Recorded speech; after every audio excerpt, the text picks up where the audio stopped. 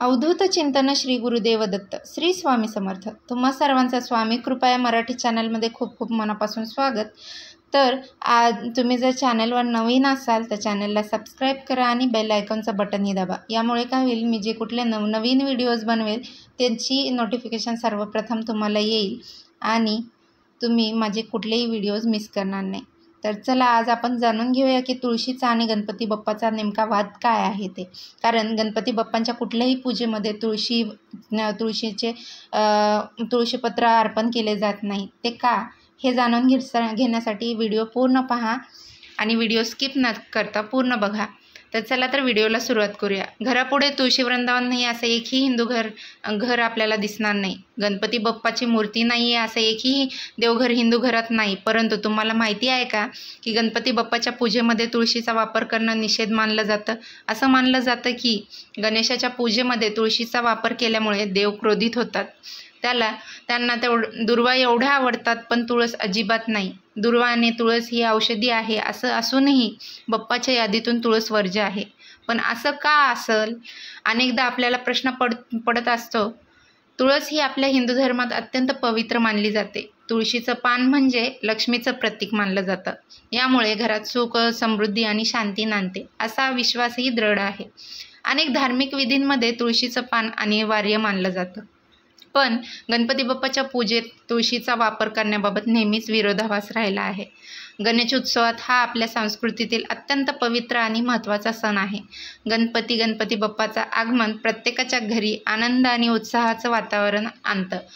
भाद्रपद चतुर्थी दिवशी आपण गणेश चतुर्थी म्हणून ओळखला जातो. ही आपल्या धर्मातील अत्यंत पवित्र अशी महत्त्वाची तिथी आहे. या दिवशी श्री गणेशांची प्रतिष्ठापना करून त्यांची मनोभावे पूजा केली जाते. बाप्पाची पूजा करताना शास्त्रोक्त विधीचा आधार घेतला जातो आणि या पूजेतील प्रत्येक घटकाचा स्वतःचा असं एक धार्मिक महत्त्व आहे. तसेच या दिवशी तुळशीला एक विशेष स्थान दिलं जातं आणि त्या दिवशी तुळस गणपतीला व्हायची आहे हे धार्मिक दृष्टिकोनातून अत्यंत शुभ मानलं जातं. हे एक अपवादात्मक कार्य मानलं जातं ज्यामध्ये गणेशाच्या पूजेत तुळस वाहिल्याने विशेष फल प्राप्त होत असतं.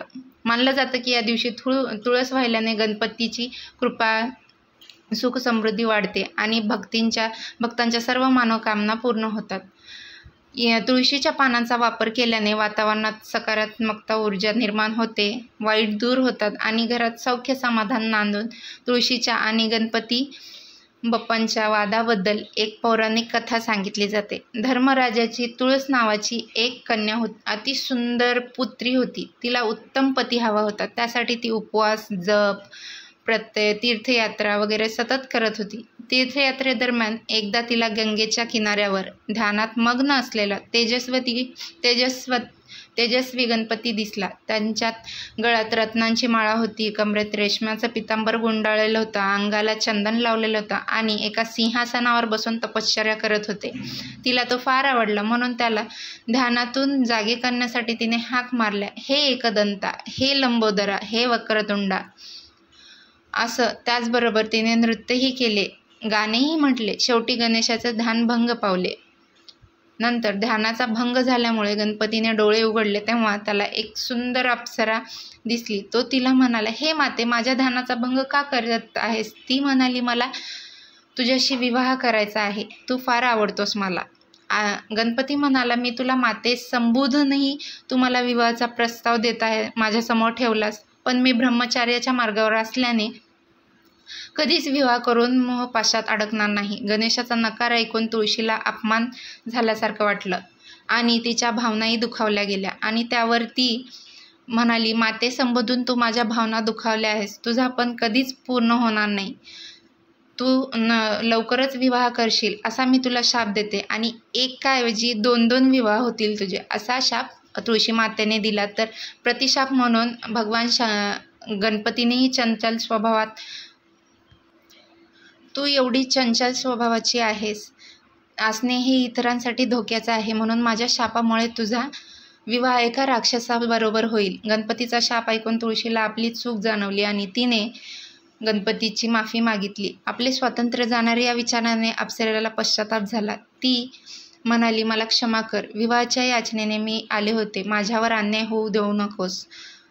तेव्हा गणपती बाप्पा म्हणाले, माते मला शाप परत घेता येणार नाही, परंतु तुझी इच्छा पूर्ण करण्यासाठी खुद्द श्रीकृष्ण तुझ्याशी विवाह करतील व तू सुखी होशील. तुला पृथ्वीवर एक पवित्र औषधी वनस्पती म्हणून स्थान मिळेल, परंतु माझ्याशी निगडीत कुठल्याही पूजेमध्ये किंवा अर्चनेत तुझा वापर करण्यात येणार नाही. नंतर शापामुळे शंखुचू राक्षसाशी त्या सुंदर अप्सरा म्हणजेच तुळशीचा विवाह झाला आणि नंतर भगवान शंकरांनी त्यांचा वध केला. मग ती अप्सरा पुढे तुळस बनली, घराघरामध्ये मानाने राहू लागली व दरवर्षी तिचा विवाह गोपाळकृष्णांशी लावून देण्याची प्रथा पडली. तसेच असले तरी गणेशाच्या तुळशीची कधीही स्वीकार केला नाही, कधीच तिला आसराही दिला नाही, परंतु शापातून उद्धार केला आणि या कारणामुळे गणपती बाप्पाला दुर्वा वाहिल्या जातात, पण तुळस वाहिली जात नाही. केवळ भाद्रपद चतुर्थीला अर्थात गणेश चतुर्थीला तुळशीबद्दल बाप्पाला वाहिली जाते. ती सुद्धा पत्री स्वरूपात असल्याने बाप्पा तिचा स्वीकार करतो, पण इतर वेळा कधी नाही. यंदा 7 सप्टेंबरला गणेश चतुर्थी आली आहे, तेव्हा गणपती बाप्पाचे छान ढोल ताशाने स्वागत करा आणि छान पूजा करा आणि पूजा करताना पत्री स्वरूपातील तुळस बाप्पाला अर्पण करा. तुम्हाला तुळशीच्या आणि गणपती बाप्पाच्या वादाबद्दलची कथा माहिती काय हे तुम्हाला माहीत असेल तर कमेंट करून सांगा आणि अशाच नवनवीन व्हिडिओसाठी माझ्या स्वामी कृपया मराठी चॅनलला सबस्क्राईब करा आणि आवडल्यास लाईक करा. व्हिडिओ पाहिल्याबद्दल धन्यवाद.